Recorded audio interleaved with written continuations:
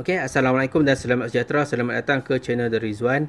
Okey, hari ini saya akan memberi info pada anda berkenaan dengan portal e-Kasih, cara daftar permohonan baru dan semakkan e-Kasih secara online. Okey, e-Kasih ini sangat penting. Okey, biasanya yang layak memohon e-Kasih adalah golongan yang berpendapatan rendah. Saya rasa dalam bawah pada 1000 pendapatan isi rumah. Boleh layak untuk e-Kasih ni. E-Kasih ni ada tiga benda penting lah yang kita boleh apply. Jika kita dapat apply e-Kasih dan lulus, kita automatik akan mendapat BSH. Okey.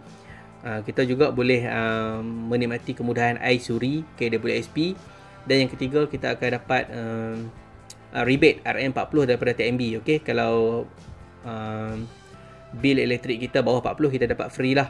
Okey, di bawah program e-Kasih ini. Okey, jadi tiga kelebihan itulah jika kita dah lulus e-Kasih.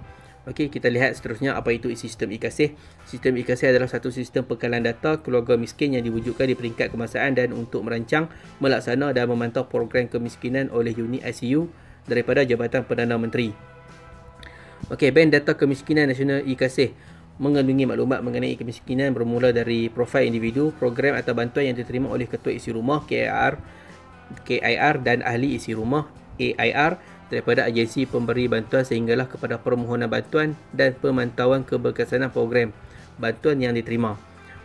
Manakala komponen data e-Kasih pula terdiri daripada maklumat asas Ketua Isi Rumah dan Ahli Isi Rumah, maklumat lokasi, kediaman, pendidikan, kemahiran dan pekerjaan, pemilikan harta, kesihatan, pendapatan serta bantuan. Data e-Kasih digunakan oleh kementerian atau agensi yang memberi bantuan melalui program-program pembasmian kemiskinan. Okey, syarat kelayakan permohonan. Berikut adalah syarat kelayakan untuk memohon bantuan e-Kasih. Yang pertama, isi rumah yang berpendapatan di bawah pendapatan garis kemiskinan semasa PJK dan warga negara Malaysia. Okey, jadi PJK ni mungkin macam saya cakap di bawah pada 1000 pendapatan, anda boleh apply dulu. Okey, nota pendapatan garis kemiskinan ialah pendapatan sebuah isi rumah yang ditetapkan oleh Kementerian Hak Ehwal Ekonomi MEA sebagai pengukuran kepada status kemiskinan. PJK semasa yang digunakan adalah PJK 2016.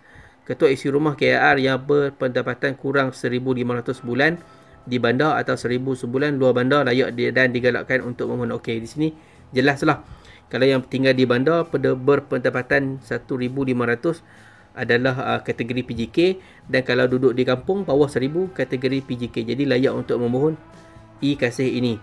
Okey, 4 punca pendapatan utama adalah seperti berikut: pekerjaan bergaji, bekerja sendiri, pendapatan daripada harta dan pelaburan, pindahan semasa diterima. Okey, isi rumah boleh mempunyai lebih daripada seorang penerima pendapatan dan pendapatan yang diterima boleh diperolehi daripada pelbagai punca. Okey, pendaftaran baru e-Kasih terdapat dua cara untuk mendaftar, iaitu pertama, rujuk pejabat daerah ataupun pejabat pembangunan negeri. Okey, anda boleh pergi ke pejabat daerah ataupun pejabat pembangunan negeri tempat tinggal masing-masing lah, ataupun melalui email rasmi, surat atau telefon, atau mendaftar dan membuat laporan kemiskinan kepada Majlis Pengurusan Komuniti Kampung MPKK. Okey, pemimpin tempatan dan Majlis Perwakilan Penduduk tempat MPP. Okey, boleh email ataupun buat surat lah. Jadi di sini anda boleh lihatlah. Di sini ada nombor telefon. Anda boleh pause dan lihat nombor telefon di setiap negeri untuk telefon dan menerima maklumat lah PPN. Okey. Pejabat pembangunan negeri masing-masing lah anda boleh telefon. Ada Johor, Pahang, Terengganu, Kelantan, Kedah, Perlis, Pulau Pinang, PPN Perak, PPN Selangor, PPN Persekutuan, PPN Negeri Sembilan, PPN Melaka. Jadi anda pause video saya dan ambil nombor telefon ini, kemudian telefonlah untuk permohonan e-Kasih. Okey, carta proses dia macam inilah. Pertama sekali kena pasti KIR miskin, okey, isi rumah miskin, pendaftaran di PPN ataupun pejabat daerah. Kemudian anda boleh membuat semakkan e-Kasih. Okey, kalau anda layak, anda akan terus selesailah. Kalau tak layak, pendaftaran adalah talian oleh pemilik ID borang pendaftaran kemiskinan ringkas. Kemudian masuk tapisan awal. Kalau layak, ada terus ke bawah, pengesahan oleh mesyuarat fokus grup daerah negeri. Atau kalau tak layak, anda perlu kemaskini status daftar. Okey. Kemudian proses verifikasi di lapangan, kunci masuk BIRM ke dalam sistem. semakkan oleh penyelia, pengesahan oleh penyelia, kemudian selesailah.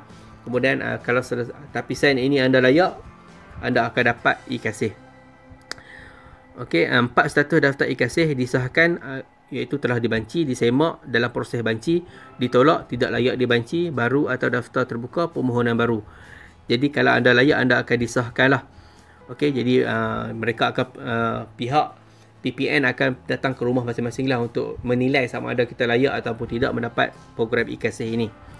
Okey, setelah anda membuat permohonan dan jika anda ingin membuat semakkan, anda boleh pergi ke pautan yang saya akan berikan di bawah.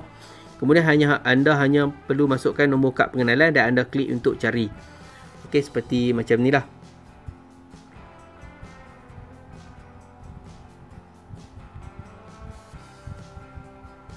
Okey.